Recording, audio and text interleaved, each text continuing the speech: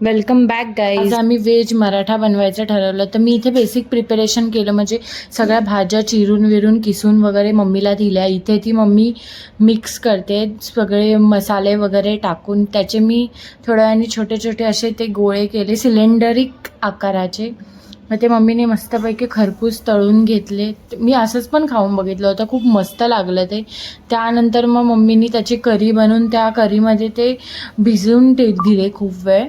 आणि इथेच आमच्या वहिनी पण त्यांचं कॉन्ट्रीब्युशन देत आहेत, त्या चपात्या लाटत आहेत. तर इकडे तुम्ही त्यांना बघू शकता. मग तेच आता ह्या आणि जेवढं चपात्या लाटत असताना खूप गरमी झाली असं माझी मम्मी बोलते. तिला चेहऱ्याहून दिसेलच की खूप गरम होते. इथे आम्हा सगळ्यांना हे खूपच आवडलेलं आहे. मस्त असं चमचमीत खूप सुंदर झालेलं आहे. म्हणजे तुम्हाला आमच्या सगळ्यांच्या रिॲक्शनवरनं समजेलच.